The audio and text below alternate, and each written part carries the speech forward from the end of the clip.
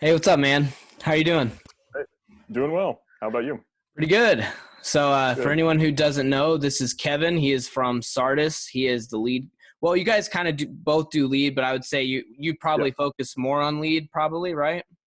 Yeah. I mean, I don't really. Sean has his hands full with the vocals. I don't have to do that. Yeah, So exactly, yeah. exactly. That's like the same thing with Austin and I. It's like we both solo and stuff, but I would call him the lead guitarist because while you're doing vocals, he does like all the like little intricate Right. stuff and all that. Right. But yeah, dude. So every time I see you guys live, it always blows my mind. You both shred your asses off, and it's just amazing. And I want to know, like, where'd you get your start? What made you want to pick up guitar? Oh man. Um. Well, so my family, like, I don't know, we're all musical, and when I was like really little, did some piano lessons and that kind of thing. And I liked piano. I really wanted to be able to play, but I was not interested in practicing the things that I was told to practice. Like I just wanted to, I don't know, make up my own things. So I would sit in front of the piano and just kind of like tinker around on things and not really, yeah, not really do what I was supposed to be doing. Really? So yeah, I don't know. I mean, some of my earliest memories are like singing with my family and that kind of thing. So music has just like always been there, but I hadn't really found like my instrument. Um, Yeah. so anyway, but getting into guitar. So when I was a small child, I had this like toy Looney Tunes guitar, and it was like it looked like it had six strings, but it was just one really long nylon string, like run back and forth from Oh, the tuners.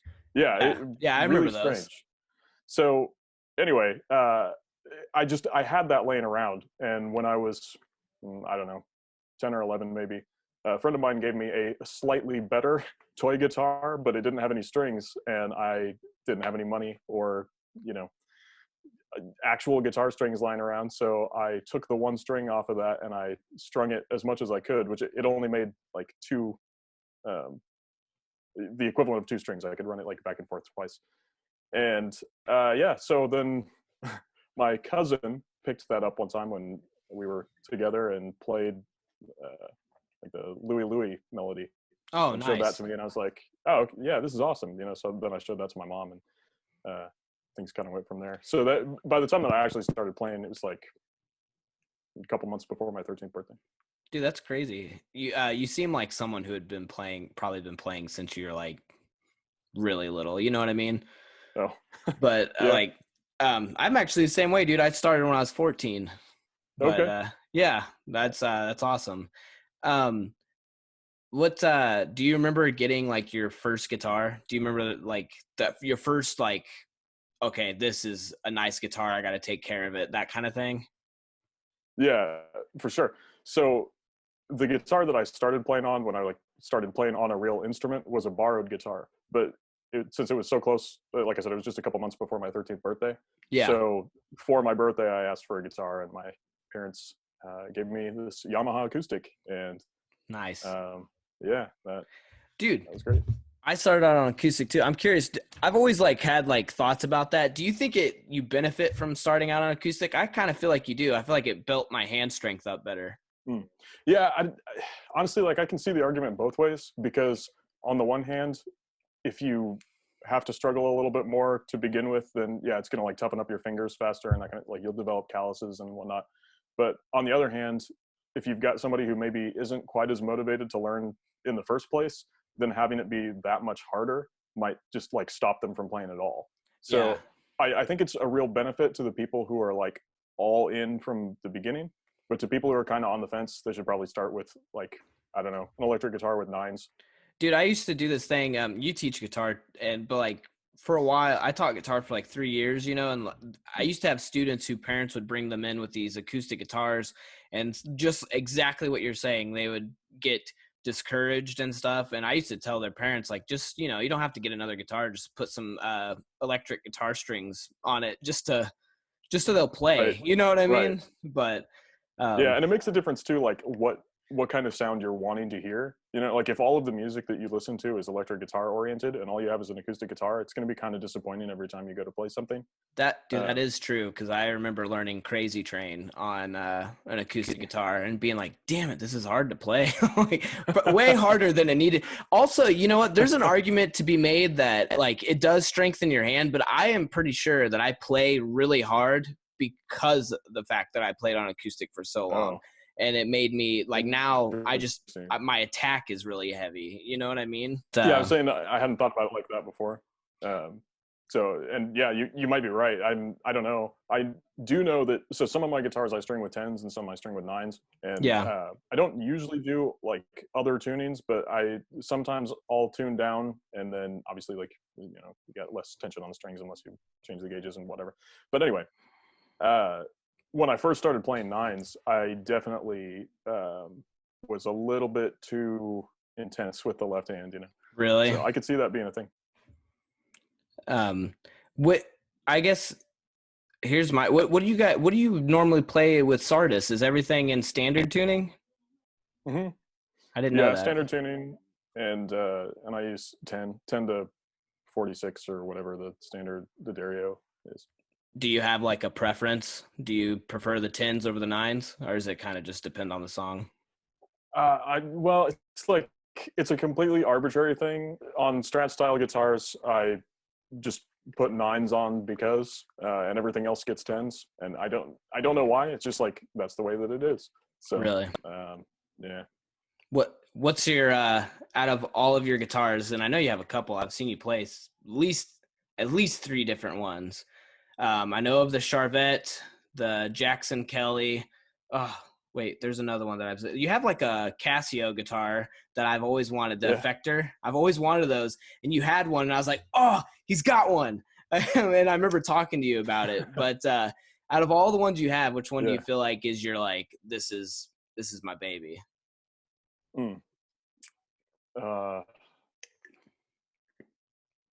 That's tough. I don't know. The one that I like baby the most, I guess, is my acoustic, which is it's a Yamaha acoustic, but it's not the first guitar that I had. I cannot remember the model name at the moment, but I love that guitar. As far as like electric goes, I don't know. I mean, I like them all. The purple Kelly that you talked about, that's I think it's like a 94 or something. So I'm pretty sure that puts it pre-Fender. Oh, nice. I love that guitar. I play that one probably more than anything else. Well, yeah, at least for like live shows. I don't know. It's just like, it's really reliable, like tuning, and the neck is great. It's like ultra thin. Just, I don't know. It's a fun guitar.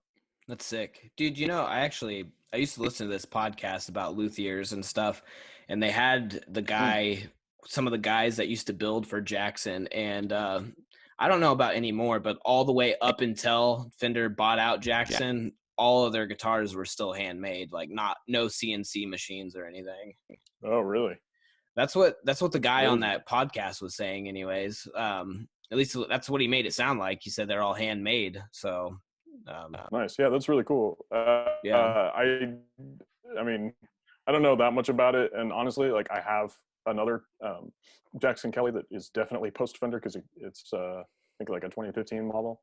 Oh, really? And that I don't like about that were like specific changes that they made, not like necessarily quality control issues, but for the most part the quality's good. There is one fret on it that is kind of it should have been given a little bit more love, but really? They actually they changed the shape slightly, which like you'd never be able to tell looking at a picture, but the shape is different and the bevel is like less pronounced, so it like there's more of a corner on it, which kind of digs into your forearm a little bit more. Oh, really? So, yeah, minor complaints, but yeah.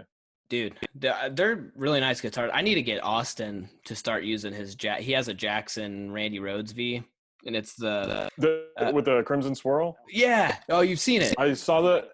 Yeah. Well, I saw a video. I don't remember if it was on your channel or if it was on Lorarian's channel, but it was like in the background on the wall or something. Yeah. He used to use it. Like when we first started the band, he used to use it for like the first couple years, but he hates the neck dive.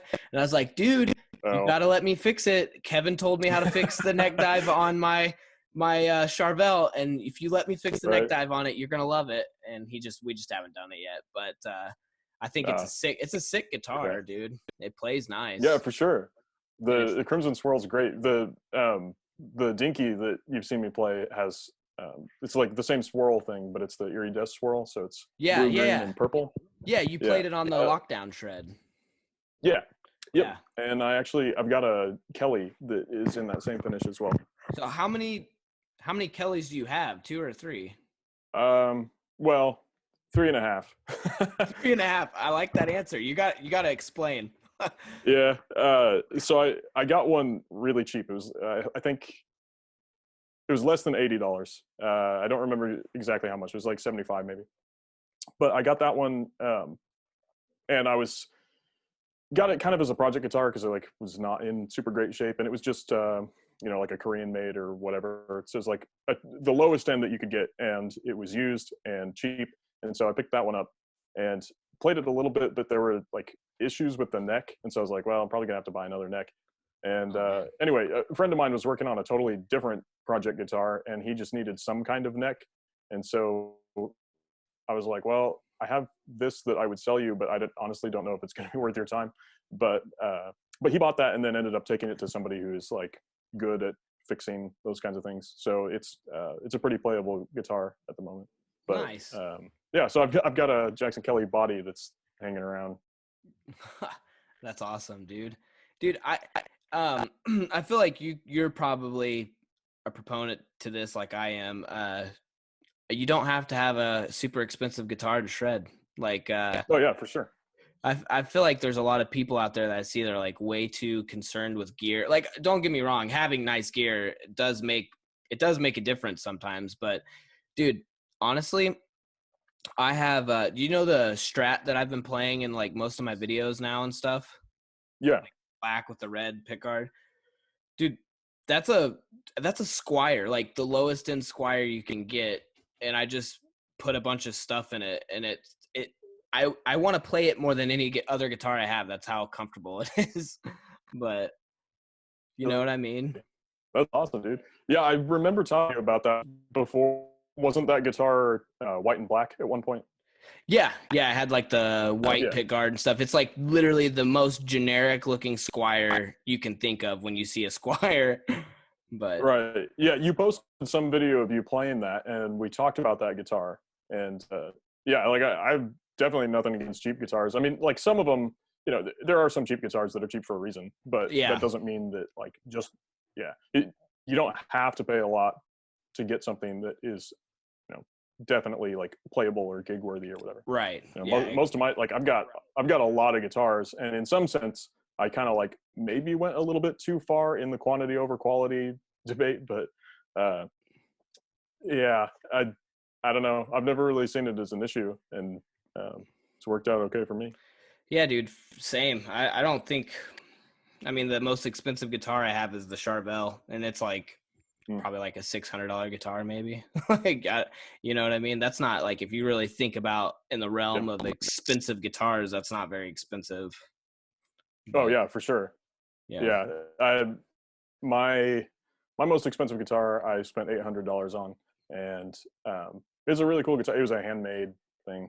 really. It's a Les Paul copy. It's like, yeah, it's really nice. But yeah, I did that one other time. I bought a actual Gibson V, and Yeah. it was a really unique one because it had 24 frets. It was this nuclear yellow finish, they call it. It was like made for a short time in the 80s. Oh, that's sick. And I traded in several guitars that I'd bought like, pretty cheap, and then had to pay some cash on top of that. But that guitar ended up being terrible. But somebody put an aftermarket Kaler bridge in it, and it just like snapped the E string no matter what you did. Like the Dang. moment that you did anything with the bar. Yeah. So I mean, that guitar was like ultimately worthless, and I got rid of a couple guitars that I really liked to get it. So it was, yeah, unfortunate. That is a bummer, dude. You know how I work at the music store, and Yep. sometimes like they'll bring in like brand new Gibsons that are like 300 or not 300 $3,000 or whatever and stuff, Mm, and dude, they play like trash, like complete trash. And then I'll right. go pick up this like, I don't know, $500 Ibanez guitar and I can just play on it all day. You know? Yeah.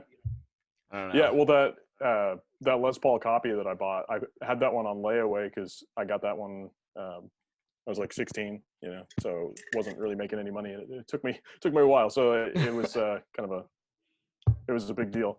But when I had that one still on layaway, I actually went to a guitar center in Texas. I can't remember where, but they had a vast array of like Gibson Les Pauls, and some of them were like really nice. And so it's basically like a Black Beauty model, but it doesn't have the 3 pickups, the one that I have. But they had a Black Beauty or something like it. Maybe it only had 2 pickups. I can't remember. But Really? they had one of those, and it was like $3,000. And I picked that one up, and I was like, no, I don't like this any better than the one I got on layaway. Dude, for real.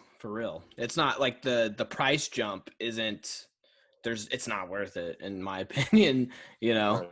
You can play like a really nice high-end Epiphone that's like $800 and it plays just as good. Like Yeah, for sure. yeah. I mean, there's no need to spend as much as a car on a guitar. Dude, right? Like my gosh. I don't get it. I really don't. But I don't know. Maybe it's because I grew up so poor, though. You know what I mean? Like I see that, and all I see is like dollar signs. I'm like, I can't do it. I can't. No. Yeah. Dude, like my red Ibanez, it was like $300, and I still play it all the time, and it plays great, and it sounds great. Like, yeah, I mean, the guitar that I play, that Charvet guitar, that one that was another one I got for $75. Got that at a pawn shop in Joplin. dude, and Play that guitar all the time. Yeah, that guitar is sick too. I love that guitar. Yeah. Because like I've always loved Charvel, and then I saw the Charvet, and I think wasn't Charvet like the more consumer grade Charvels basically. Yeah, I can't remember where it was made, but it was some like Korean or wherever, and it's a plywood body, but sounds great to me. So yeah, dude. yeah, I've got nothing against it. That was one like the moment I walked into the store, I was like, oh well, I didn't intend to spend a lot of money today, but I'm buying that. Yeah, but exactly. then it was only $75, so That's amazing. It's a good That's time. amazing. I actually did the same thing. I walked into this was way before I worked there, but I walked into Palin's one day, and they had this Fender Squier Floyd Rose series on the wall, and it was one of the ones from the 90s, made in Japan, and it okay. yeah, and it didn't say Squier on it. It said Fender, and then in the little logo it said Squier Floyd Rose series. Do you know which ones I'm talking about? With the I've seen a few like from that time period that had Floyd Roses, but I'm not sure. Like I know they had the one that the headstock was just labeled Strat. Oh Those yeah, are the ones I'm most familiar with. So those are sick. Oh yeah, for sure. Those are I would sick. definitely play one of those.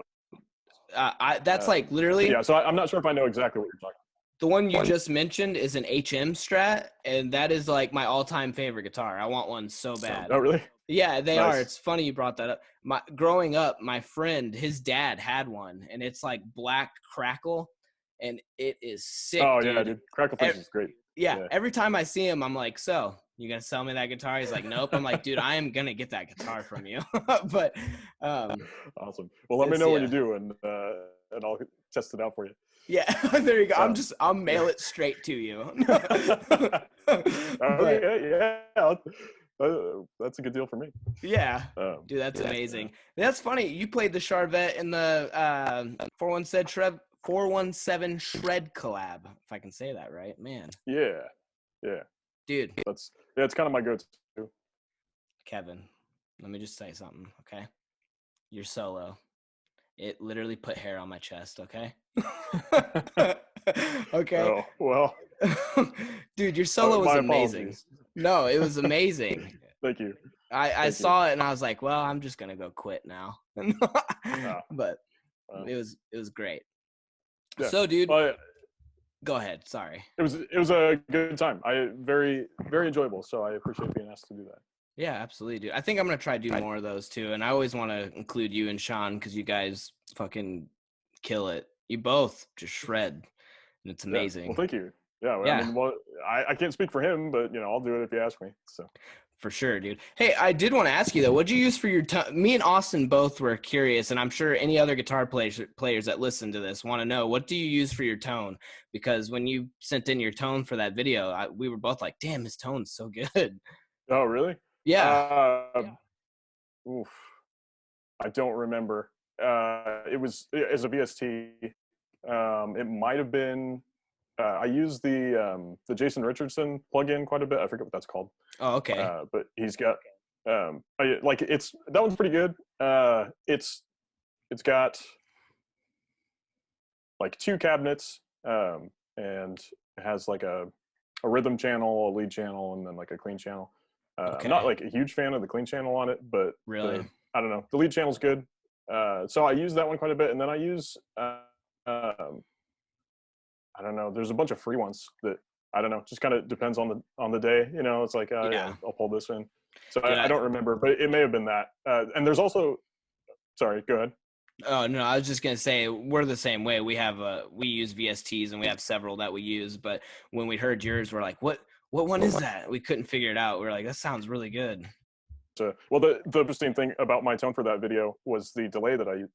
So what got you guys to start Stardust?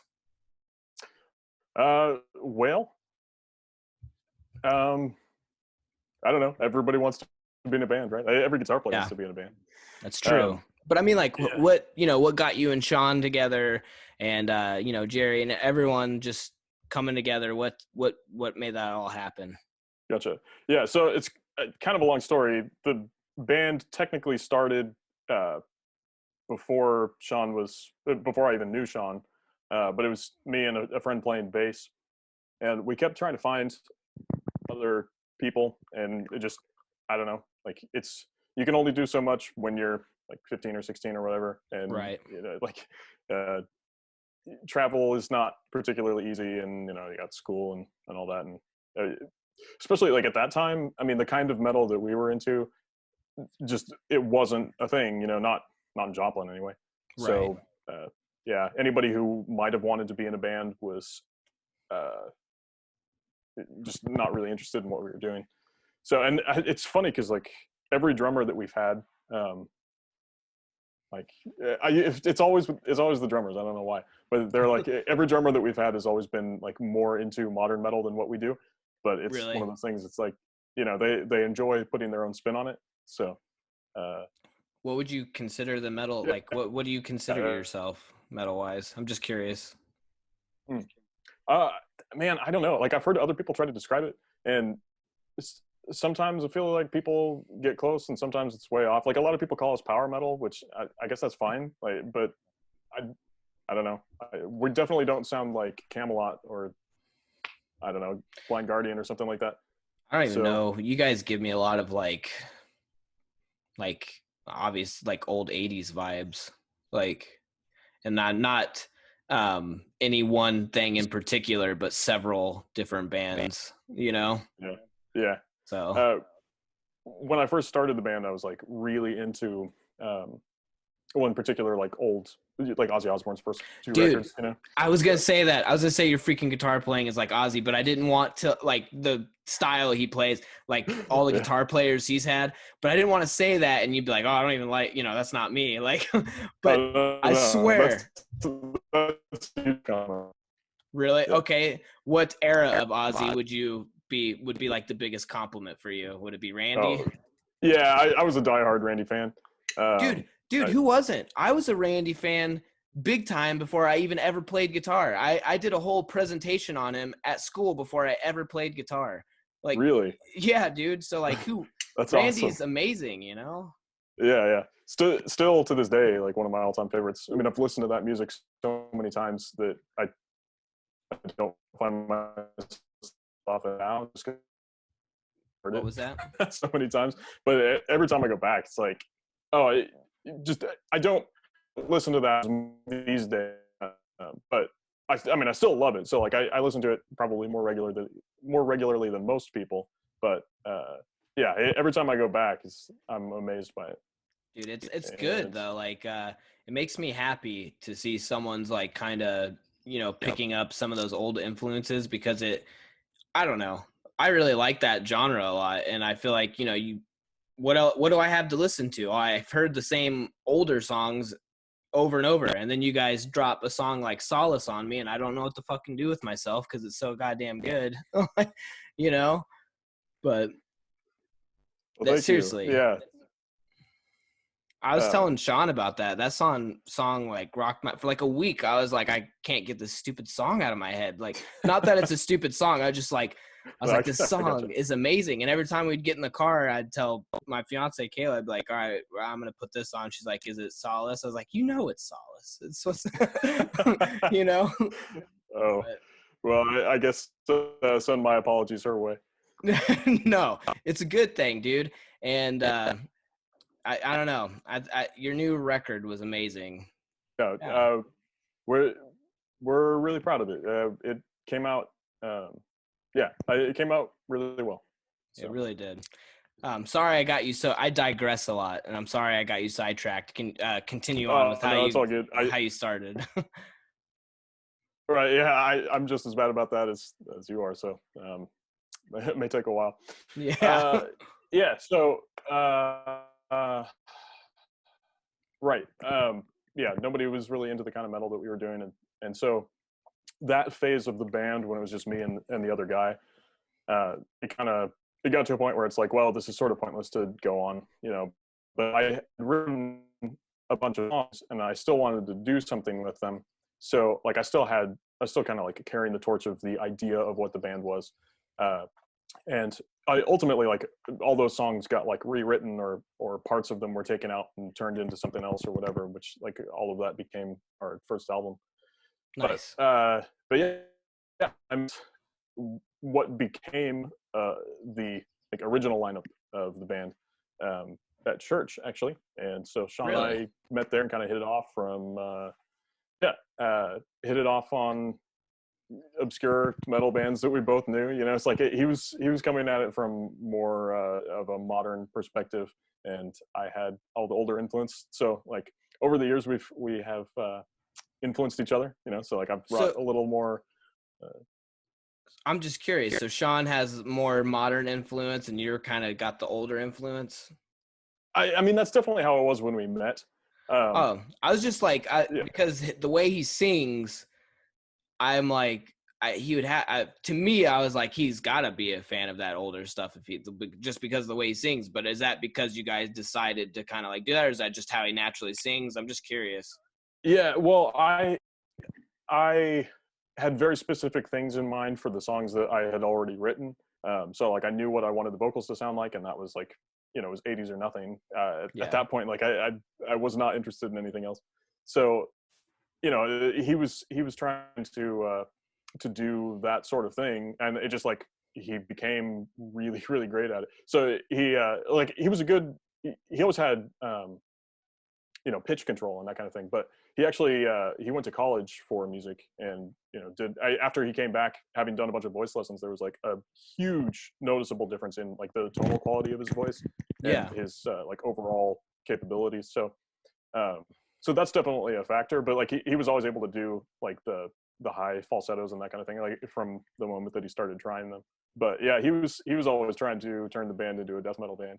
Yeah. And that's his growls amazing. are actually really great. He doesn't use them very often, but he's really good at it. So, That's amazing, dude. I didn't know that. That's cool. That makes me smile, man.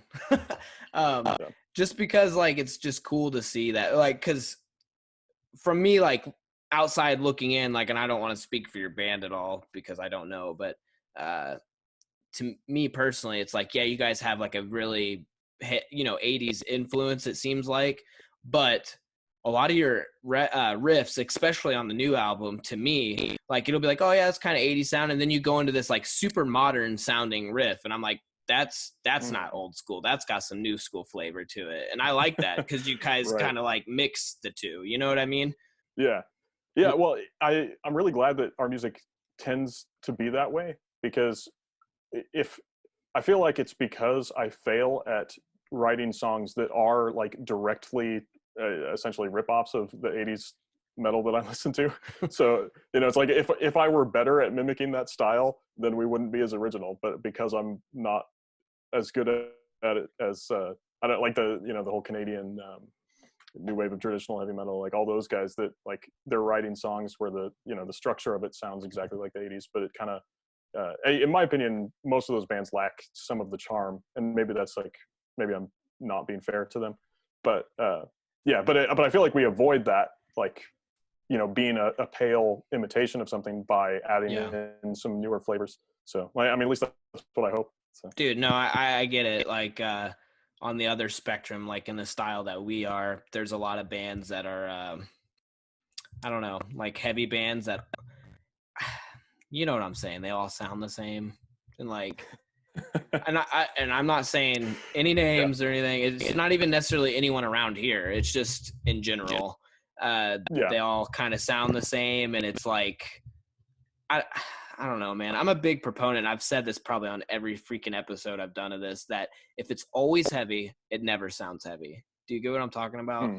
Yeah, for sure. Yeah. I'm a huge fan of like juxtapositions of like softer sections or yeah. So something that I like to do is write a song in a key that like it doesn't really matter what the key is so long as it's not just chugging away along on the E string, because Right. like in general, if you go down to a lower tone, then you get like that sense of feeling heavy. And so like I always try to write a song in a different key and then have a certain section of the song where I go down to the E, and then by the time that you get there, then it's like, oh, that part felt really heavy, but it only felt heavy because it was contextual. Yeah, no, I get that. That's dude, it's so true. Like there's something about like if a band's just like the whole time, it Mm-hmm. wears on you, and it sounds the same. So it's super heavy, but after a while you're just like, okay, whatever. And then if you like go into this like real clean section and then in a boom, you hit them with that riff, it's just like right in your freaking face, dude. You know what I mean? Yeah, But yeah. I love it. Also, I want to say, I didn't mention this and I should have, but you also are a one-man project that you have that's called Savage Logic. And Yeah. that's totally different. Your riffs are very modern on that, like very modern. Yeah. I mean, so it's 8-string guitar, and to some degree, well, I mean, I don't know, just for my own sense of experimentation, like I wanted to try something that people wouldn't expect from me, I guess. But also like because it's 8-string, and like 8-string is really like current right now. Like Dude, big time. people who are like seeking out 8-string music like expect a certain thing, and so in sort of an effort to like I mean selling out I suppose, but like trying to maximize my audience, it's like, well Yeah. like I can write something modern, and but it'll be like my take on something modern. So it's still like when I listen to it, sometimes I think, well, it wasn't quite as modern as what I was going for actually, because I can still hear all my influences in there. But Dude, I think that makes it better though, honestly. If it sounded like every other band that just like 0 1 0 0 0 0 0 1 0, like if it was just right. that, it'd get really boring. But you don't. You're an amazing guitar player, so you always spice it up. It keeps everyone, Thank you. at least it keeps me interested when I listen to it. So Yeah, um well, I mean, I definitely appreciate that. Hearing that from competent guitar players is definitely like that's a high compliment. yeah, well thanks, man. Yeah, no problem. But and you sing on it. Don't I downplay the do. fact Yeah. that you can sing well, because you do. You sing well on that. Yeah, Like, that was an experience. Like I said earlier, some of my earliest memories were singing with my family, and so like I've just always done music in some capacity, but I never really like. Well, I do have some acoustic singer-songwriter stuff that I hope to be getting around to recording very soon, but it's just one of those things, man. Things keep coming up and prevent me from doing it. But anyway, so I've dude, done for that a sure. little bit, but I hadn't really like tried to develop my voice as like a front man. Like I had a decent like control of pitch or whatever. So like I my voice would be well suited for like doing background vocals, but I'd never really developed like a style to um, I don't know, to sound good while being like the lead vocal. So I I get worked it. on that a lot, and I definitely made a bunch of improvements. But there's things now that when I listen, that it's like, well, next time, I'm going to do something a little bit different with that. But Well, if it makes you there's feel always things like better, that. when I listened to it, I never noticed. I thought it all sounded really good. So Thank you. you're probably just being really hard on yourself, honestly. Yeah, well, I tend toward that mindset. On the Dude, one hand, it's an artist thing. It is. yeah, for sure. Everybody's their own worst critic, but I Yeah. don't know. Like, I feel like it gives me motivation because then it's like, okay, well, now I've got this whole checklist of things that it's like I can work on that. I Dude, can work on that. it's true. I had this conversation with my brother. He's a filmmaker and stuff. I had him on the show. He does photography, all that. And we had that conversation. I was like, and he said, I'm kind of glad that I'm hard on myself, because if I wasn't, he was like, I don't think I would ever get anything done. Basically, is Yeah, basically what he was yeah, saying. And it's like, dude, it's true. If you're always happy with everything you did, imagine how shitty you'd be. You know what I mean? Like, I would have quit practicing when I was like a year in if I was always happy with you know what I mean? Like, right, right. I think it's good to have that, at least to a little bit of a degree. Yeah, for sure. For sure. Dude, I'm excited now. You got that in my head. The singer songwriters. I want to hear it now. You got to release that. So Hopefully soon. I've got I don't know, basically enough songs for an album, and I used to do some shows, but again, just like time and different like things shift around on the priorities list. So dude, for uh, sure. but yeah, hopefully soon. I can't wait to hear it. So do you remember, like, are you self-taught, or are you did you get lessons and stuff? I had lessons. Yeah, I've had two teachers like officially. So the first guy started going to. Um, well, so my birthday's in October, and I said I got my first guitar for my birthday. Yeah. I was already obsessing, like basically from the moment that I learned my first chord, I was like, oh, okay, this is the only thing I want to do now.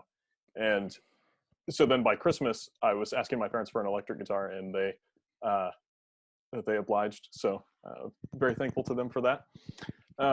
So anyway, then I had an electric guitar and had a. So we knew this guy who did lessons and started taking lessons from him. And I mean, I was that kid. Like I was practicing 6 or 10 hours a day. Like Dude. Yeah. not going to sleep till like who knows. It's like sleeping through school. And, Dude, for real. Yeah. I was yeah, the same way. yeah, Yeah. awesome. It yeah. But So do you feel like that your lessons early on really helped you with like technique and all that, or do you feel like you yeah, developed that on yeah, your for own? sure. To some degree, like I improved a lot after I was done with the lessons. But like, so I took lessons for a year from him, and he told me he taught me all he knew. And he was like more of a blues player, but like, I mean, he was Oh, a okay. solid player. Yeah. But yeah. So then there were still things that like pushing to more extremes. Like I wanted to go into like more and more difficult things to play and like perfect my technique and all that. So yeah, I did a lot of learning, and at the time, like YouTube didn't exist yet, so No. I'm jealous of the kids today who have like a vast array of YouTube lessons that they can go to like at any time they want. And we had Dude, for real. ultimateguitar.com, and it's like Dude, for had to real. had to Eh, read your information. Yeah, you had Ultimate Guitar. Now you use ultimateguitar.com, and it's like you sign up for their premium, and then you can never quit. Oh, really? Like, I didn't even know they had I haven't been there in a long time, to be honest. yeah, you can like sign up for their premium. I don't know how true it is, but I read comments about like people like, don't do it. If you do it, you can like never get out of it, and you'll always be paying for it. Like, Oh man, yeah, that's I don't awesome. know how true that is. It's just I thought it was funny, but Gotcha. um, dude, you know what's funny is like I I'm I'm trying to think, like when I was like really really playing hard. There was YouTube, but it was still like it's not like what it is now. You know what I mean? Hmm. And but I was really poor, so I didn't have internet, and I used to Hmm. like take my laptop that I saved up for and bought. It was a real shitty laptop, and I used to go over to my friend's house with. Do you remember Real Player, or what was it? It was something like that. You could like just Yeah. take videos from the internet with it, and Uh-huh. I would go to his house and just like download like 10 lessons. And then I like all for like 2 weeks. That's all I had. I was like, I got these Right. videos. And, or I'd go to like the music stores and like, what books do they have? Were you that way? Like I was obsessed, dude. Well, so thankfully, that first guitar teacher I told you about, he had a bunch of DVDs and a whole bunch of books, and he'd been a subscriber to, I can't remember what guitar magazine, but he had all these guitar magazines, and so he would let me just like borrow anything that I wanted. So that was awesome. So like while I was taking lessons, I had access to all of that. That's But awesome. then, yeah, after that, I don't know. Like a lot of times, I was too impatient to learn. Like I hated tabs, Dude. and as a result, like I never really learned other people's music. Uh, Dude, I'm the same way. I don't have the attention span for it. I've said that my whole life. Like I mm, don't want to learn other people's music. It's sad, but I just don't. I don't have the attention for it. Gotcha. Yeah. Well, now, like my ears developed enough now that I can learn things by ear, and it's way faster and frankly more fun than Yeah. trying by a tab. But like I remember back in the early days, like before I really knew that much. Like, well, I mean, I knew less about music in general, and I definitely knew less about guitar. And so I'd try to follow along on these tabs, but the fast parts, like I couldn't really, my ear wasn't like used to hearing fast things. So it's like, oh, it just sounded like a bunch of fast notes. And then when you play it slow, if there's a note that's like not diatonic or something, it sounds really bad when you're playing it slow, even if it Yeah. sounds cool fast. And so I'd try to play these tabs and I'd be like, well, this is wrong. Like it has to be wrong, you know? Yeah. And Yeah, and dude. that's always discouraging. It really is. Dude, that's funny you said that. I've always felt that way, but I've never, at least not yet. I've never talked to another guitar player who hated tabs. I also like if I'm gonna learn something, I'll like watch a video of just someone playing Mm, it. I'm like, I'll just right. watch them play it and I'll figure it out. Like, Yeah. Uh, yeah. I did that some, like when, I don't know, I guess after YouTube, but yeah, for the most part, like I never even really tried. really. I was like, same thing with the piano. I was like always more interested in writing something myself. So, and like even Yeah. for technique, the way that I would practice technique is once I would learn like the basic concept of whatever it is that I was trying to do, then I would write my own little thing that used that technique, and that's how I would practice it. So, in some ways, I feel like that is a cool thing and like really kind of exercise my mind as far as like writing stuff. Yeah. But every now and then I'm a little bit disappointed that I don't know more songs, or that like maybe there's certain kinds of sounds that some people do that I might have picked up on and been able to incorporate into my playing if I'd learned their stuff. But Dude, I'm the same way, dude. I really am, and I've had like the same thing where people are like, "Oh, what songs do you know?" I'm like, I don't really know any songs. I'm like, I can play you some riffs I wrote. Like, you know what I mean? Like, that was me forever. Like, you know yeah, what I mean? yeah, But that's funny. That's funny you said that, dude. It made me so happy. yeah, But hey, for real though, just as much as guitar, like being able to play guitar is recording, like recording your own music and mm, stuff is, dude, it's hard in its own right and a talent in its own right. And you record stuff. You recorded your own Christmas album and stuff, which is awesome. At yeah. least I think you recorded that, didn't I you? did, yeah, and I Okay. mixed that one too. It sounds I great. Well, thank you. Yeah, I did not mix the Savage Logic stuff. I started in on that and then decided that like it wasn't going to be right if I don't know. You can get like too into your own head. Yeah. But for the Christmas thing, I actually I made that. It's kind of a ridiculous thing. The week before Christmas, I decided to come up with something to give my coworkers, and I was like, oh, I can make like a little Christmas EP. That's And amazing. so in the course of 3 days, I like the moment that I got off work, I was working on that, and I think it took me like 50 hours all total, but it was like very very little sleep during that time. That's So amazing. yeah, I don't necessarily remember a lot of specific things from it, but I remember like the general time period, and it was a good time. That's hilarious. I listened to it all, like when you dropped it. I was like, this is really good. Thank Um, you.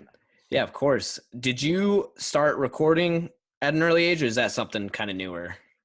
Yeah, recording was one of those things that like fascinated me early on, but that was just again, I'm kind of jealous of kids today because a lot of the like the hardware for recording is like way cheaper, and just Dude, like everything's way more accessible, and there's more resources on how to learn how to use it and all that. what was the first thing you used to record? I'm so curious about that. I use tape recorders. That's So amazing. yeah, actually I did the Les Paul trick where it's two tape recorders, and so you can record a part on one and then play the tape back as you're recording another part, and then you can do two tracks that way. Dude, you're not that old though. Like how old are you? I'm 30. You're 30. That's so using a tape recorder was already out by the time you Right. started Yeah, doing yeah. that. People were definitely recording on the computers. Yeah. Even in the home scene, it was just that like even like the little 2-channel interfaces back then were just way more expensive than they are now. So. Dude, they really were. I started out on a Tascam what was it? It's like the DP001 or something like that. And it was digital, but it was just a little thing. It looked like a little tiny mixer board. And you just, plug something into it and it recorded direct on that, and you can mix it on there. And that was Okay. it. So yeah, I also had a self-contained digital recorder, but that came later. It was also a Tascam actually, and I got it at the same pawn shop where I bought the Charvette. What pawn shop was it? Main Street Pawn in Web City. The tornado took it, or not Web City, Joplin. Okay. The tornado took it out, so it's not there anymore. I was curious. My dad took me to a pawn shop when I was really little in Joplin. Like we were just going through, and we stopped at I can't remember. It was like on the square. Isn't there one like down by there used to be one on the like by the square or like the downtown area? Is well, Joplin doesn't really have like a square.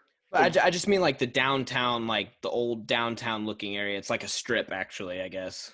Isn't Okay, it? yeah. I mean, Main Street is where all that stuff is. So it might have been that one. Was it near?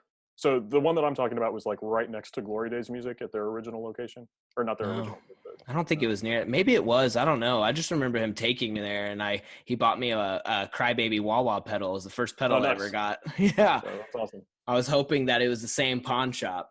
That would have been. It might have been. It might have been. Might have been. Dude, that's amazing.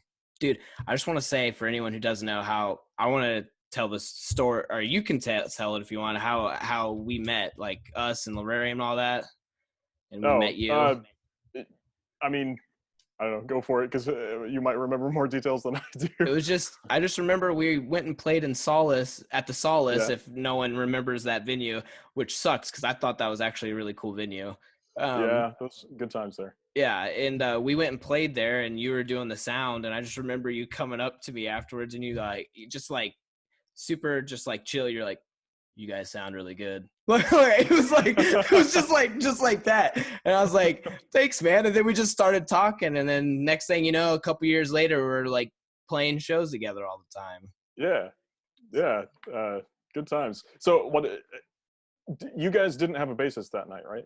No, we did. We actually, Okay. That was Chris. He lives in LA now, but he was our full-time bass player back then. We had a different drummer back then as well.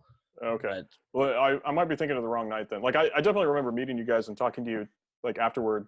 But there was one night where like most of the bands didn't have bass players. Oh, dude, was it not that night? No, it wasn't that night, but we went through that so many times that I couldn't even tell you what night that was. Oh, okay. Well, it was just a funny thing because, as being the guy running sound and having to deal with who knows what rig they're going to bring in, especially like local bands usually don't have the nicest gear, and like maybe the bass player, like nothing against bass players, and I don't mean to insult anyone personally, but like often the bass player is kind of just like the third guitar player of the band, like the worst guitar player of the band. It's so true. It's true. So yeah, you don't always expect a lot like running sound from bassists, but I don't mean to trash on them because I love bass, and there's definitely good players out there. Yeah, for sure. Yeah, but I remember that night in particular because it was like, wow, the sound is so clean without the bass player. You know what's funny is that and I feel sorry for doing that to you early on if we didn't have a bass player. I think I'm trying to remember if we ever played without a bass player back then. That means we didn't have backing tracks either. So we just went just guitars, no bass. Yeah. And man, and I think I even used a Line 6 Spider 4 head back then. Oh, really? So, Like so at the yeah. show that I ran sound for? Yeah, yeah. Oh, I Okay. definitely did then. Definitely. And Interesting. I'm I sorry for don't that. remember that. Well, I don't know. It's whatever.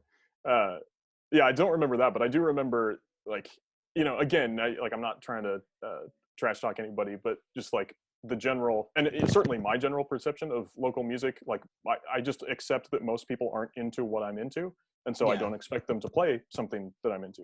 Right. So like whether or not they're good, it's like, well, I'm probably not going to enjoy it. And so then when you guys got on and played things that I actually enjoyed, it was like, oh yeah, all right. Nice.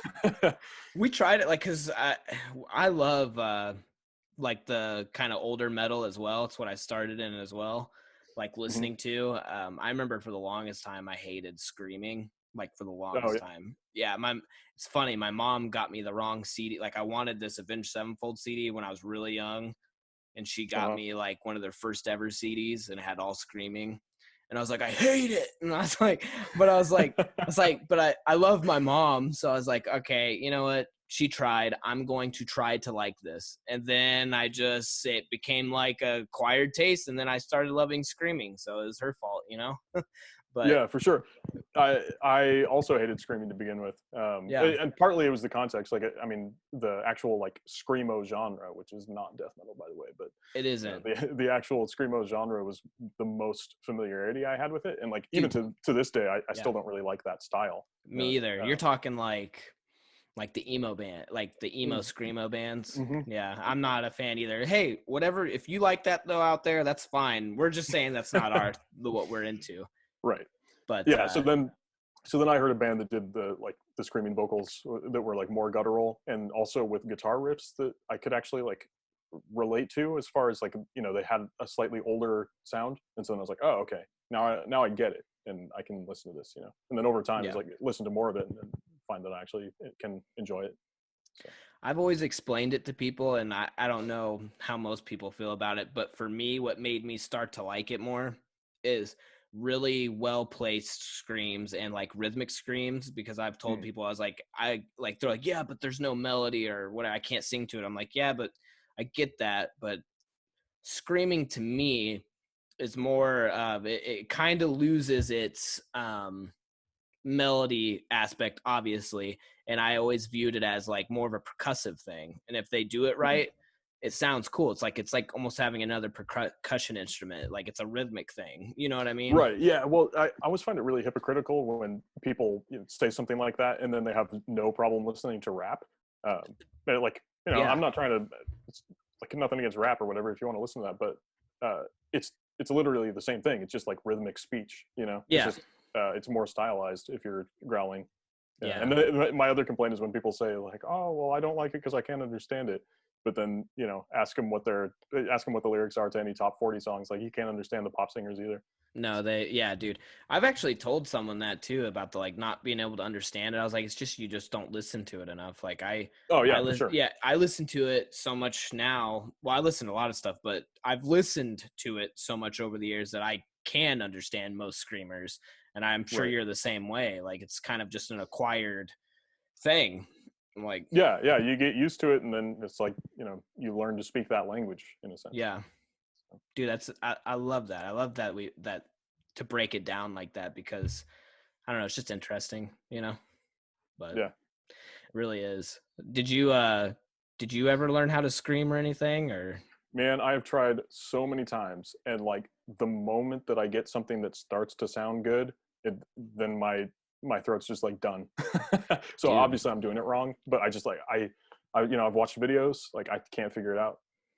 really? Yeah. I've had people ask me before, and I'm like, I don't know. I don't know how to tell you how I do it. I really don't. No, I don't know. Like I just tried stuff a bunch of times until I got something that sounded kind of like it, and then I just kept doing it and doing it till I got it to sound better. And I was like, it's just like I tighten up. I don't know how to explain it to you. Like, you know what I mean? Gotcha. But Yeah. it's Yeah, like funny. on the my Savage Logic album, there's some scream vocals on there, and that was not me. I got a friend of mine to do that. Actually, the bassist from Sardis's first album did those vocals for me. So Oh, okay.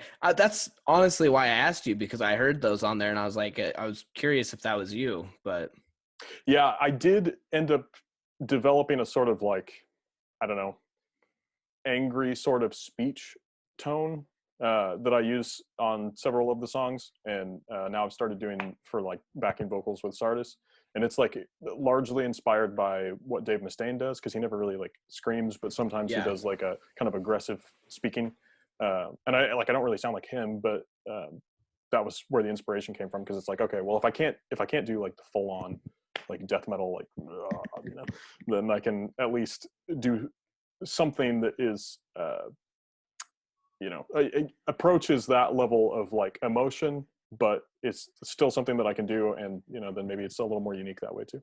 Yeah. Well, it sounds good.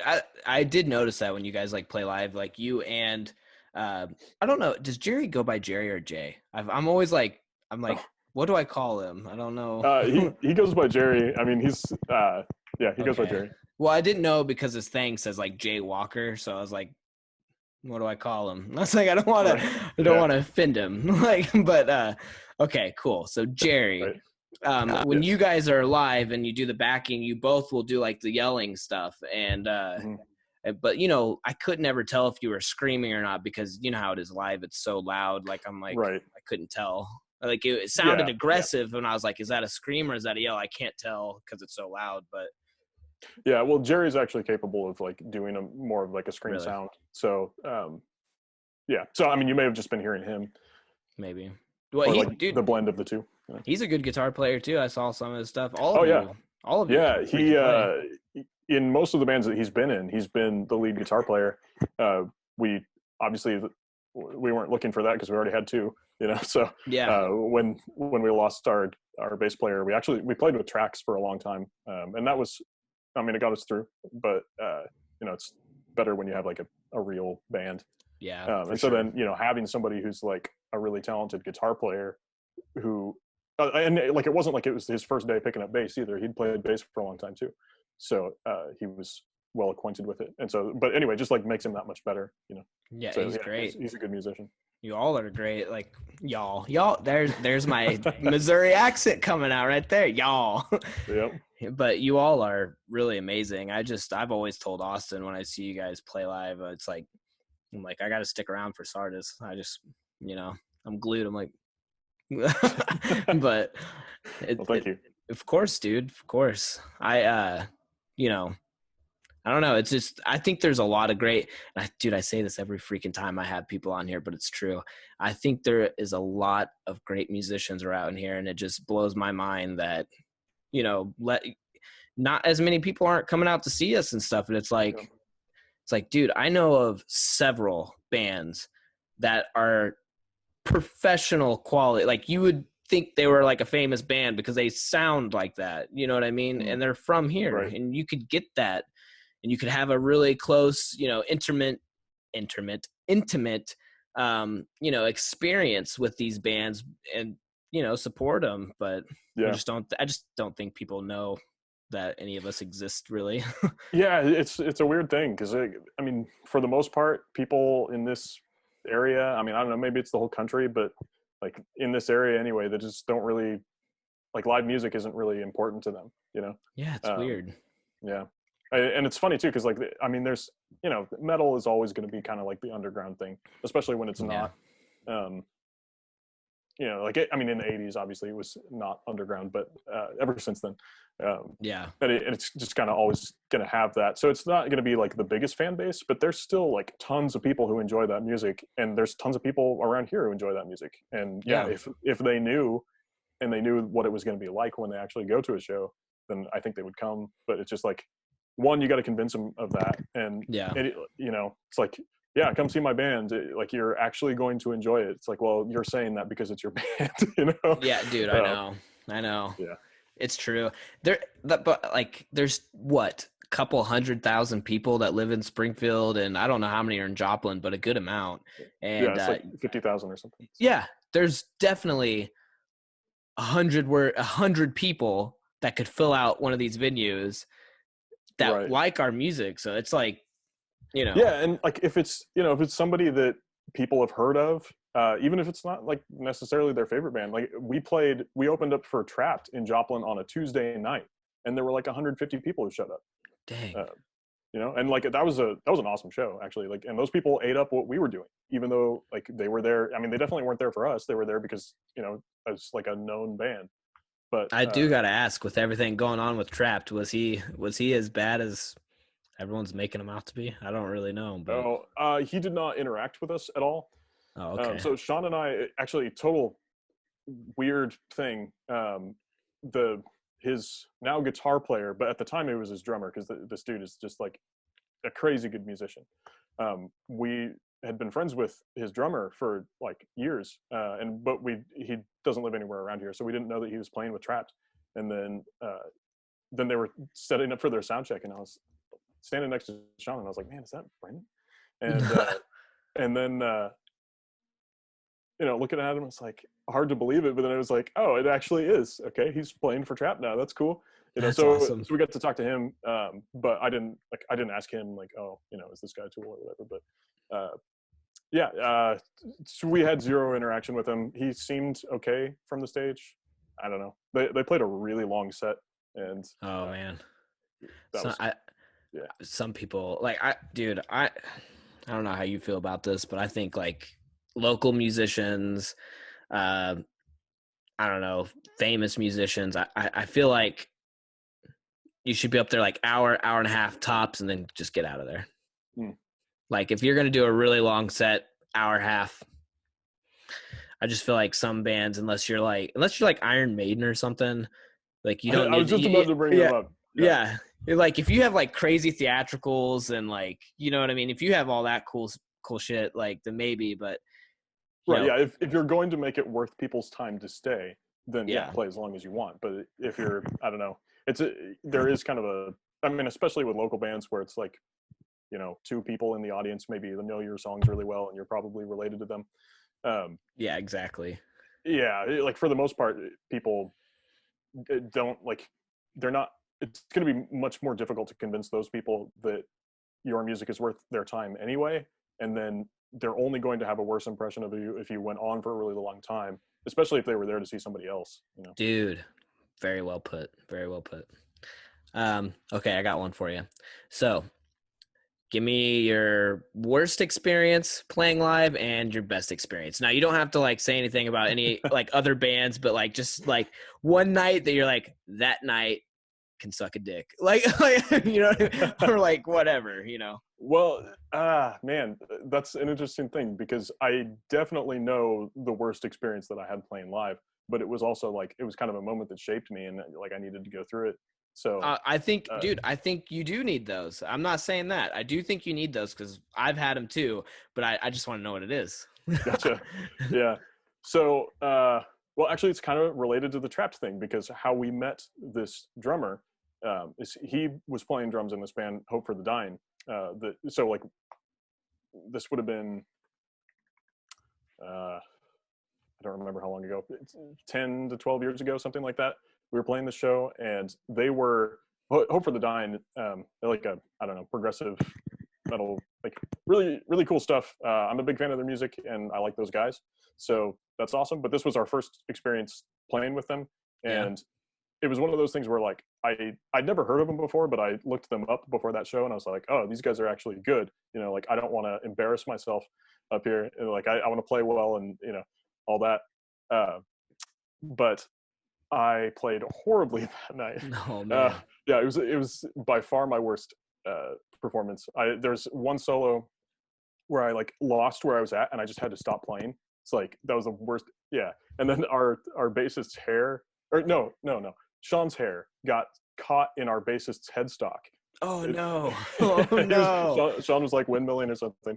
And then so for like most of a song, he was trying to untangle his hair from the headstock of the bass. So like, it was kind of a catastrophe, but it was cool, because then, we got to meet those guys from Hope for the Dying. But the thing was, I'd gotten to a place in my guitar playing where like, I didn't really know how to go about getting better. And so I just like got lazy and complacent with where I was at. And after that, I was like, okay, this is never happening again. then I got like really really back into woodshedding, and so like I actually at that point, after I went through that period, which lasted for I don't know 3 or 4 years, then I was like I improved more in that period than I had in the initial period of growth when I first started playing. Dude, So I think I went through that recently, like where I just don't feel like I'm getting any better, and I was like, I don't have the like attention. Like my fiance tells me all the time she thinks I have ADD, and because I'm always like just about everything, and so I have a really hard time just sitting down and practicing anymore like I used to, and mm, so I finally bit the bullet, and I think I've told you this recently. I was like, I got to start taking guitar lessons, and I started right, taking guitar lessons, and dude, I just that getting me back in the mode of like, oh yeah, there is more to learn, like, and all right, that stuff right. is really helped me a lot, and I think everyone goes through that. How did you get out of it? Just do it. It's just like, okay, I got to do this, and like you said, woodshedding. Does that just mean like you're like, okay, I've got to practice, or is it? What was that Yeah, for I you? mean, so it was intentional like that, I guess. But the thing is, like, I've always loved guitar playing, so Yeah. in some sense, like it wasn't a chore or anything. But Right. Right. it really just like renewed my motivation. And so then it was like, okay, yeah, I want to spend most of my waking hours today playing guitar. Whereas like that's how it was at the beginning, and then that had kind of slipped. But then I was like, there were issues in my playing that's like, okay, well, I know this isn't great, but I'm kind of just being lazy about working on it. And at that point, I was like, okay, no, all of the little problems that I've been ignoring, I'm actually going to go through and like not stop until they're fixed. Yeah. So Yeah. it's like really scrutinizing everything that I was doing. Yeah, I get that, dude. The biggest thing for me has always been like solos. Like I Mhm. feel like I've gotten better at them, but I definitely started out of like writing. Like I've always done solos, but I don't know. I don't know. I never really pushed myself until I got in the band Liberarium. And like Okay. when we started the band, and I was always more of like a riff dude, just because I love the crunchy riffs. But now I'm starting to be like, I don't know. I think soloing's kind of more fun now. Like, you know what I mean? Yeah. Yeah. I But mean, yeah, you're definitely good at it. Like you've got good technique. oh, So thanks, man.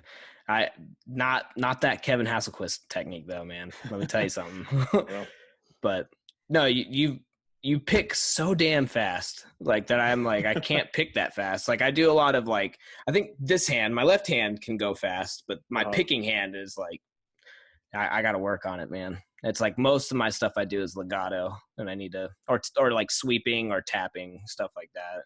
But Gotcha. Yeah, well, so picking uh basically has always been my obsession.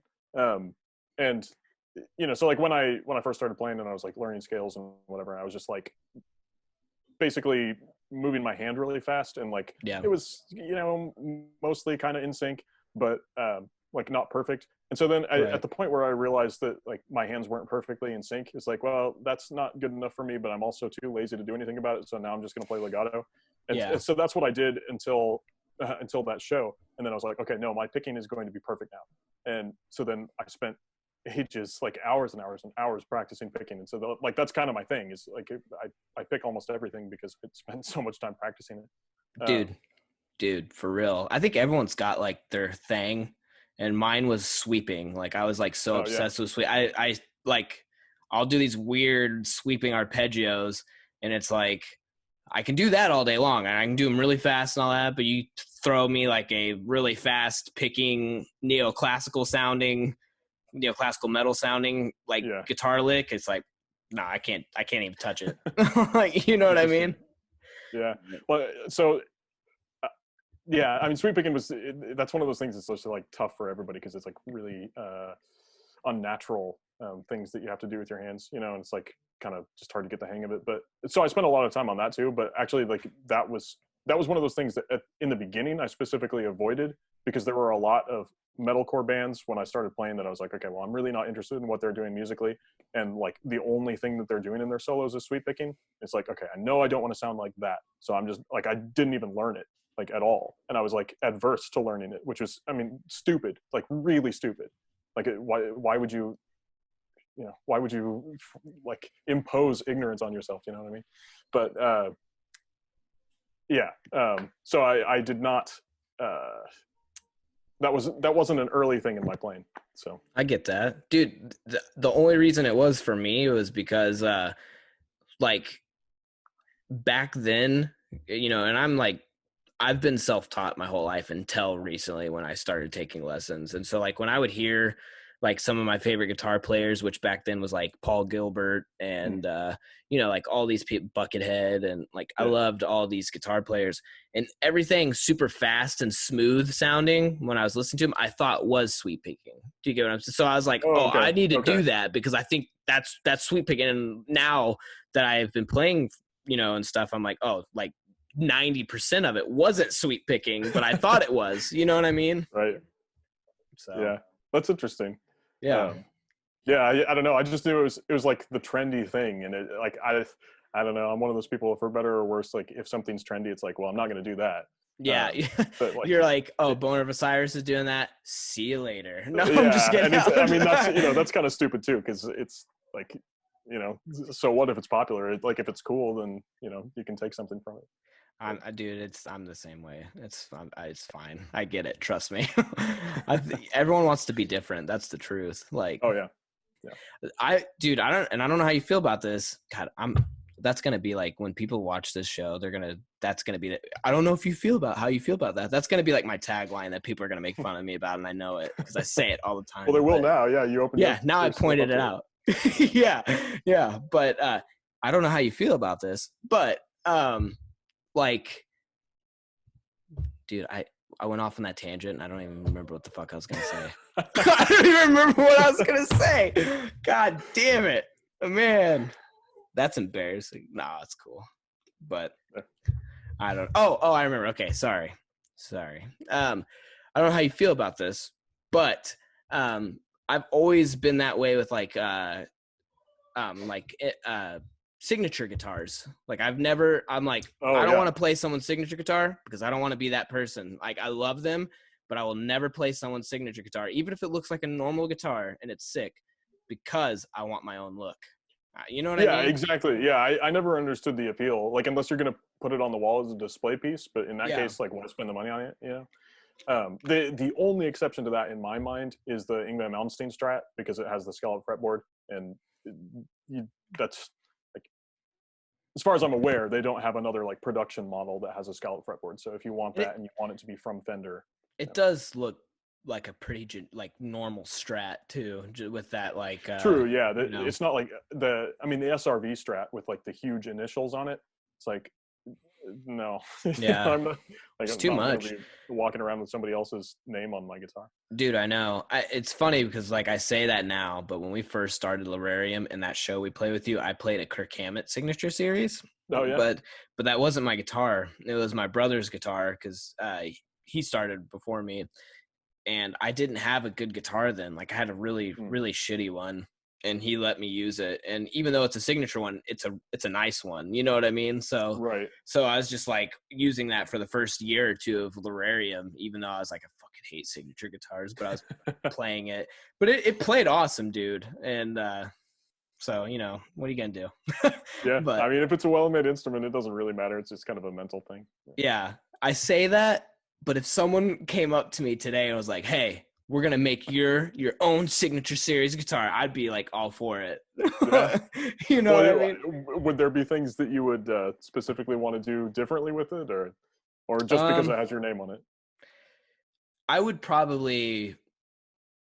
Oh, man, I don't know. That's a good question. That's a Hmm. good question. Hey, guess what? I asked you that question just now. Now you're Ah, interviewing me. No, just yep, yep. dude, I don't know. Uh Man, I'd probably make it pretty unique. Like I feel like it Okay. would be I've really gotten out of the like super strat stuff, like the Ibanez's and stuff. Like I love them and I'll probably always play them, but Right. I've gotten really into like just like strats. That's why I've been Hmm. playing, like just the strat, but like making it like in my head, if I could make the perfect guitar for me, it would be a normal Strat with a Floyd Rose, a white Perloid pickguard, and it would be teal. Oh, okay. Yeah, Cool. because I like the old school Strat look, Uh-huh. but I also really like the '80s hair metal looking colors and guitars. So like Right. I would want to like kind of Gonna combine the blend the two, twos. but not go full on like hot pink. No, no. Well, you know what? I maybe. Yeah, I'd dude, maybe play that. I've seen going back to those Fender like Strat guitars. I've Yeah, seen one of those in like a neon or hot pink, and it looked awesome. dude, they're the HM Strats. If you want to look them up, HM Strat. Okay, that's gotcha. my ultimate. If you ever want to get me a birthday present, Okay, that's what I want. I'll remember that. They're only $1,000, dude. Oof, Like, come on, no, oof. that's why I don't have one. Like, Yeah, that's crazy. Do you remember Fly By Night Music in Neosho? no, Oh, man. dude, I don't even know where. I know Neosho's in Missouri, but I've never been there. Okay, it's like half an hour south of Joplin. Oh, Um, okay, anyway, they had this amazing music store in there for a long time, but it went out of business. But they had one of those, and it wasn't nice. like it was expensive, but it wasn't that much. I mean, it was, I don't know, 600 or 700 maybe. Oh, really? But yeah, that place has been closed for a long time now, though. They just started remaking those. Did you see that? Oh no. Yeah. So, dude, this is how obsessed I am with those. They it was from like 88 to 89 to like 93 that's the only stretch that they Okay. made them. And for years I was like, dude, I have to have one of those. The only reason I even knew what they were was because my friend, his dad had one, and Right. I fixed it. Like it was just sitting in our closet forever, and like I strung it up and everything for my friend, and I was like, dude, this guitar is so sick, and it played awesome.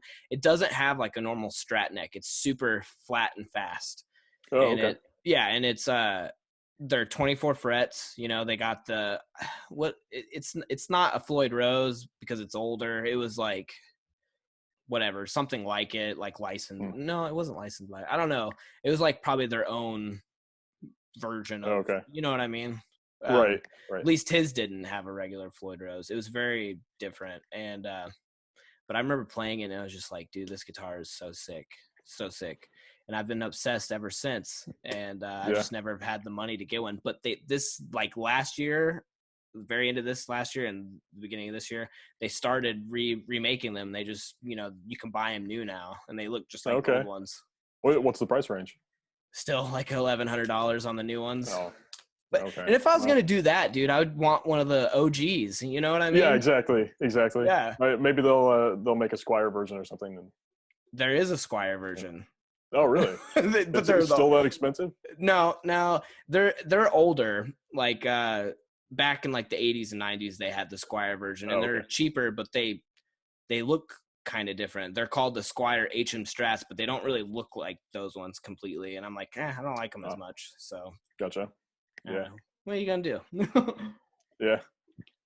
That's fun. what what what kind of bridge do you like? I want that Well, bridge. yeah, so with Sardis, we started writing songs that like the parts, like not just solos or whatever, but the parts of the song, like the rhythm parts, had pretty extensive use of the Floyd Rose. So we're kind of locked into that now.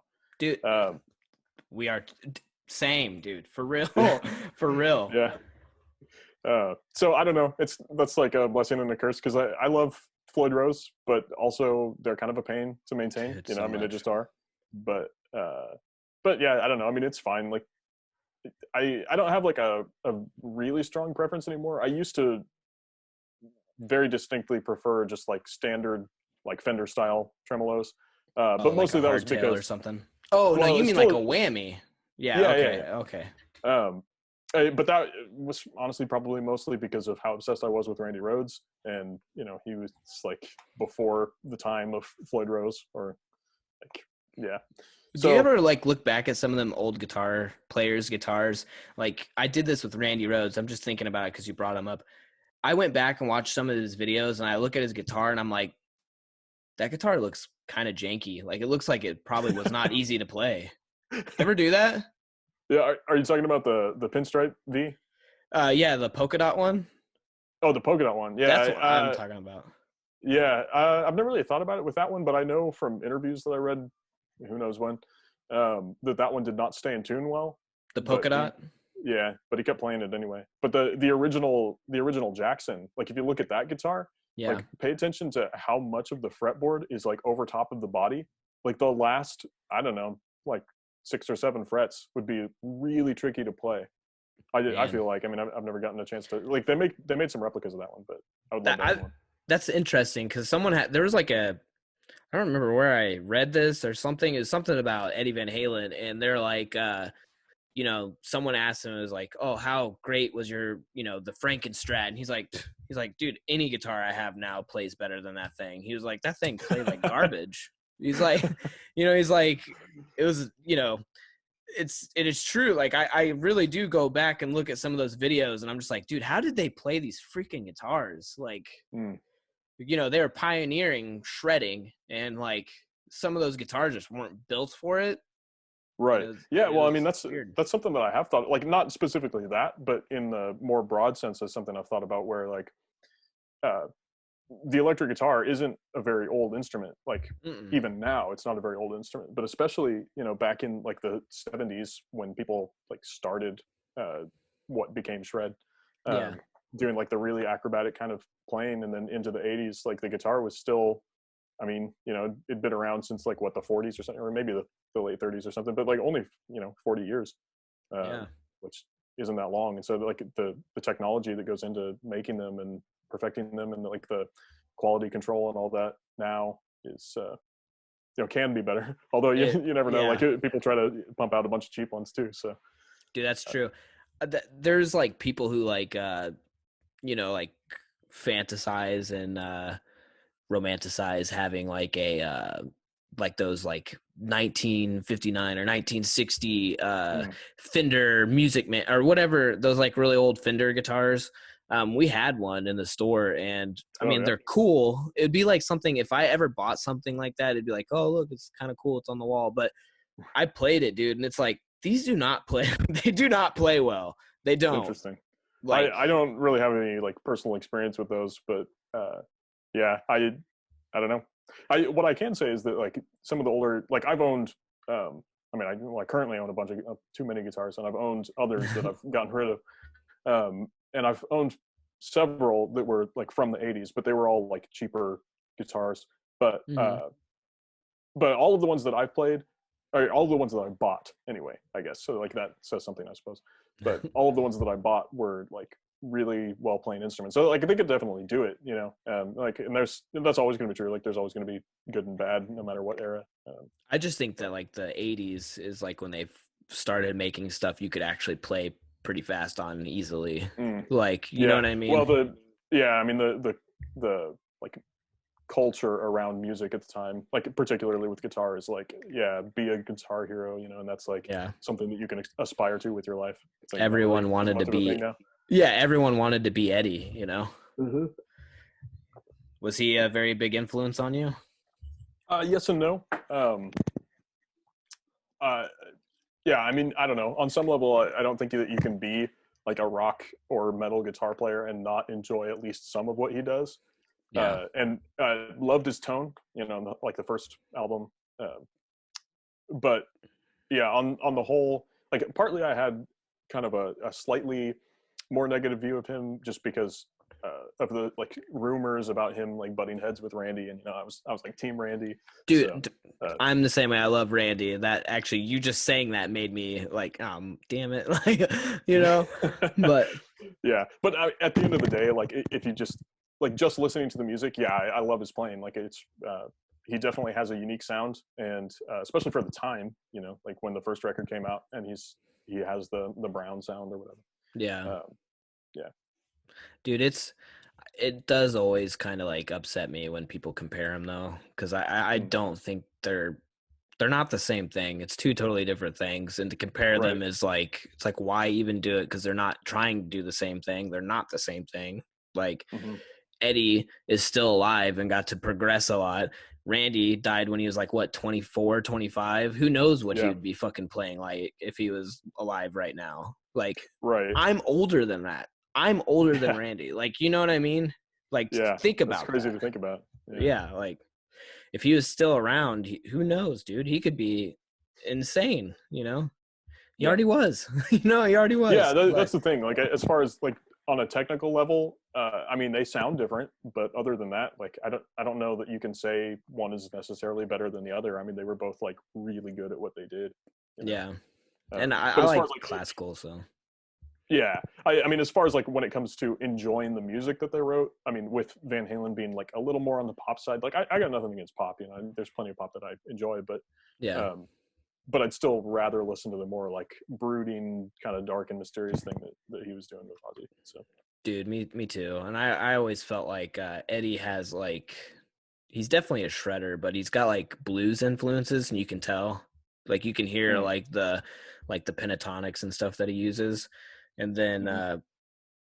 like he definitely makes it different, but you can hear it. You know what I mean? Like Yeah, and yeah, then Randy was very like classically trained sounding, and I like that more. I love classical yeah, music, and so like you could hear in right. his scales and stuff, it sounded more classical, and I think that's why I always like kind of went that way. But Gotcha. Yeah, I would say on the whole, the same is true for me. I mean, like I enjoy blues influence as well, but it has to yeah, be like done the right way. I don't know. yeah, not another Joe Bonamassa wannabe kind of thing, Exactly. Yeah. dude. That stuff, yeah, that's all I'm gonna say about that. Yeah. There's But that like, brings up something. go ahead. Sorry, go ahead. Oh, I was just gonna say something that I think about a lot actually when I think about the music that I like. So Megadeth is one of my favorite bands, and like at least for Dude, what I wrote on the new Sardis release, very influential on the writing there. And one of my favorite things about them is that like you can hear a little bit of that blues influence, but it's only just like this much, you know. yeah, But it's done right. yeah, it's enough there that it's like okay, this music sounds more like I don't know American than Hmm. uh, than other like power metal bands or something. It has Right, something that like gives it a sense of like dissonance that some bands don't have. Uh, it's really cool. So I really like enjoy when it's like that.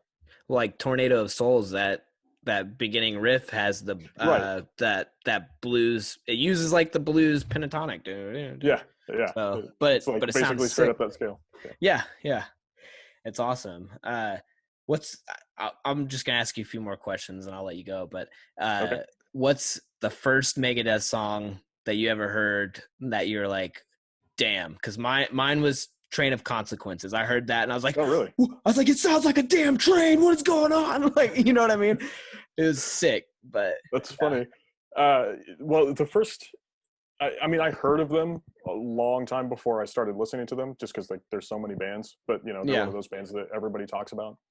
yeah, And so when I finally gave them a listen, I think I probably just typed in their name into YouTube and clicked on whatever the first link was. But the first song that I remember hearing was Peace Sells, which makes sense because it's you know big hit for them.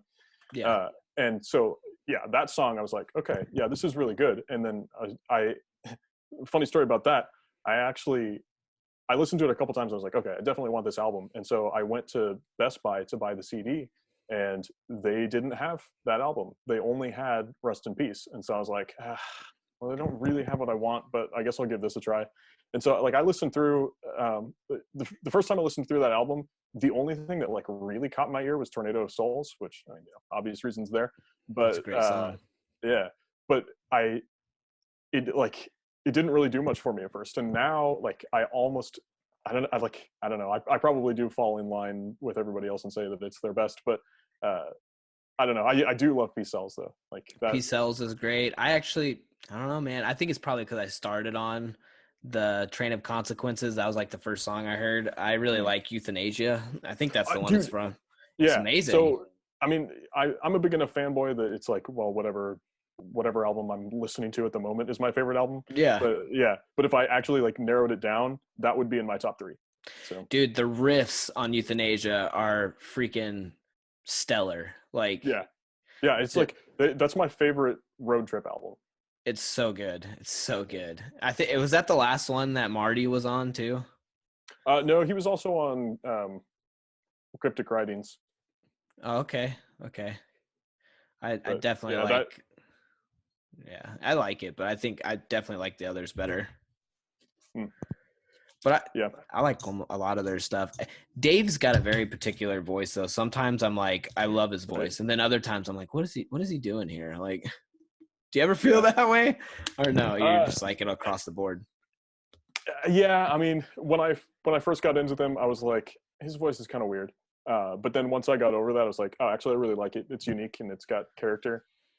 But yeah, I mean, I know it's like it's a big thing for some. Like, I've got a friend who I for a long time was like, oh, dude, you need to listen to Megadeth. And I was like, try this album, whatever. And he was like, I don't know, I don't really like his voice. And like, he was already a metalhead, so he was used to this style. But I'm still doing that to Austin. I'm still like, you gotta listen to Megadeth, dude. And he's like, I just can't stand his voice. I'm like, dude, there's like, I know what you're talking about, but there are songs where he doesn't do that and he sings pretty normal and it sounds right. amazing.